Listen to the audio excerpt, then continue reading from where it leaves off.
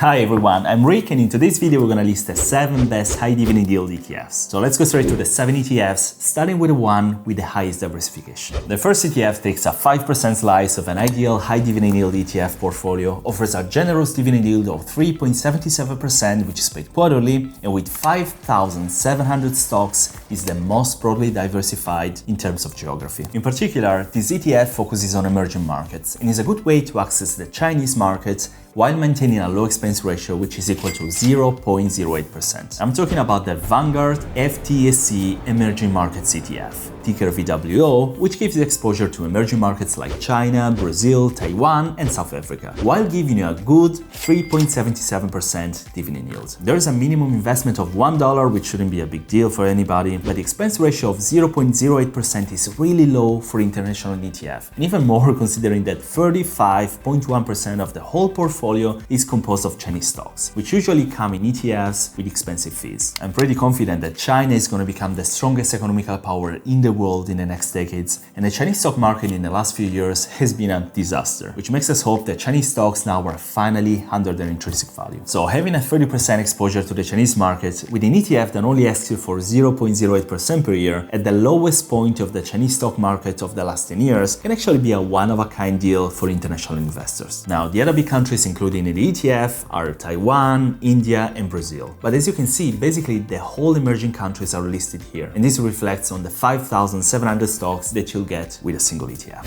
Alright, the next ETF, just like the first, takes a 5% slice of the cake and has a high but quite stable dividend yield of 4.06%. This means that to get $1,000 per month or $12,000 per year in free passive income, you should have a portfolio of around $295,000. Before revealing you the name of the ETF, guys, in case you think that I look like Marginobi, like most people in the comment section, or also in case you enjoyed this video so far, in both cases consider subscribing to my channel and you'll get new videos about finance and investing every week from someone that looks like an ex-NBA player, which doesn't happen so often, does it?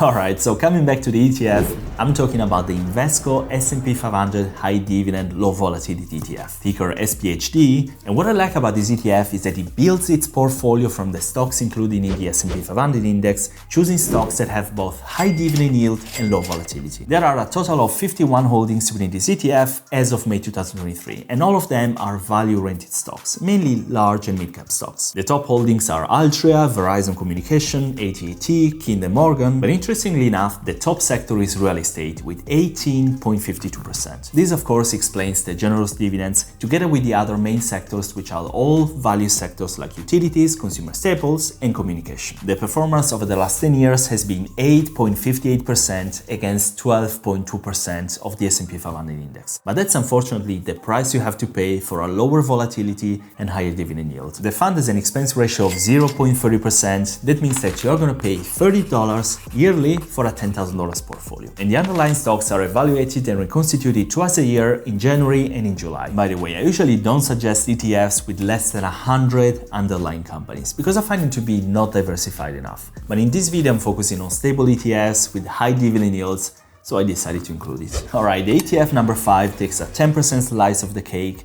and is an ETF focused on small cap companies that gives a 3.74% dividend yield, which is paid out monthly. Before I reveal the ETF, the first question you probably ask is, why small caps? First of all, for those of you who don't know, any listed company with a value between $300 million and $2 billion can be considered a small cap stock. So why small caps? Well, over longer periods, small cap value stocks have outperformed the overall US stock markets. In particular, in the past 20 years, the S&P Small Cap 600 Index, which is a leading benchmark for small cap stocks, has outperformed the related large and mid cap indexes on an annualized basis. During this period, the S&P Small Cap 600 Index returned an average of 8.3% annually, compared to 8 and 6.3% from its mid and large cap counterparts, respectively. The ETF on my list is the Wisdom Tree US Small Cap Dividend Fund, with ticker DES, and as I said, has an annual dividend yield of 3.74%. This ETF tracks the investment results of dividend-paying small cap companies in the US equity market. It was created back in 2006, and if you invested $10,000 10 years ago, you now have $18,397 with an average annual growth of 6.90%. Looking at the sector composition, you see that the financial sector is in pole position with 20.23%, followed by industrials, consumer discretionary, and real estate. You probably know already about the collapse of the Silicon Valley Bank on March 8, 2023, and of the Signature Bank later in the same month. And its recent failures of the banking system have impacted the whole financial sector a lot, which of course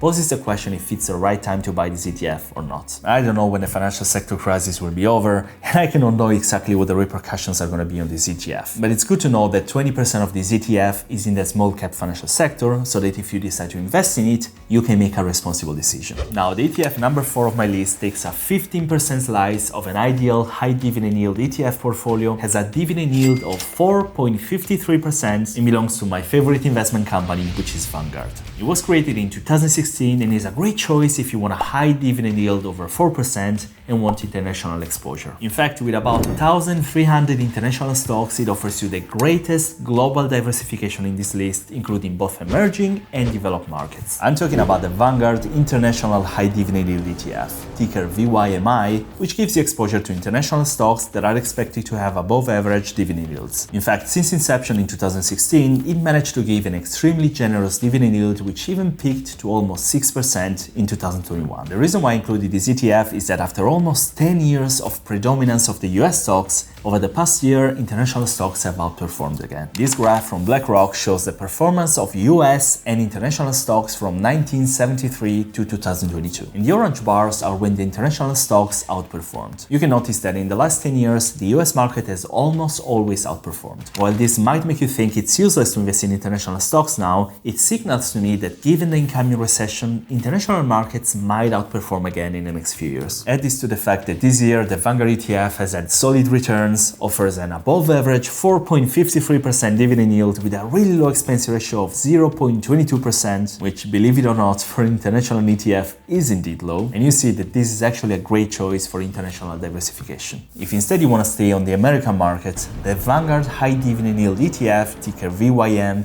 is the US alternative and will give you a dividend yield of 3.11%, which is a bit lower, but great overall returns. Alright, now we finally got to the top 3 of the high dividend yield achievers, and this is where it gets interesting. Our number 3 has an incredible dividend yield of 4.57%. But before revealing it, guys, it'd be great if you could give a beautiful like to this video to help me out with the YouTube algorithm. It's a small gesture, but it's free and it really helps my channel a lot, so thank you very much. So our ETF number 3 takes 15% of the cake and is an ETF that owns the 50 US dividend stocks with the highest dividend yields and a history of increasing dividend payments. The current dividend yield is an astounding 4.57% per year, which is paid out monthly and not quarterly, and has paid $0.86 per share in the past year. So let's say that you managed to have a portfolio of $262,582, which is not impossible. With 4.57% dividend yield, you have $1,000 of passive income in dividends every single month. I'm talking about the Invesco High Yield Equity Dividend Achievers ETF, which, as the name says, contains the best high-yield dividend achievers in the US stock market. Value stocks comprise about 3/4 of the fund's holdings, with the rest being core equities. The sector allocation looks like this, with the biggest weight in utilities with 25.57%, followed by financials with 17.92% and consumer staples with 17.08%. All the other sectors instead have less than 10% each. You're gonna have a great distribution within the market caps. In particular, large cap, value and blend cover around 29% together. Mid cap 37% and small cap 33%, which, if you ask me, is pretty equally balanced. The top holdings are gonna be Ultra Group, VF Corp, Universal Corp, Verizon, and so on, and the performance in the last 10 years has been pretty great, with 10.58% per year. The only big problem with this ETF, which actually made my choice really hard today, is the expense ratio of 0.52%, which, yeah, in the short term would mean that you pay $52 per year on a $10,000 portfolio, but in the long term, it does impact your overall returns a lot. So this is the reason why I only gave it 15% of the ideal high dividend yield ETF portfolio, because for all the rest, it's actually a great dividend ETF. Let's move on now to our number 2, which is a high dividend yield ETF from one of my favorite investing companies, Fidelity. This ETF takes 20% of the cake, has a generous dividend yield of 3.83% and an annual return since inception in 2016 equal to 10.87%, which is really not bad. I'm talking talking about the Fidelity High Dividend ETF, ticker FDVV, which is designed to reflect the performance of stocks of large and mid-cap dividend-paying companies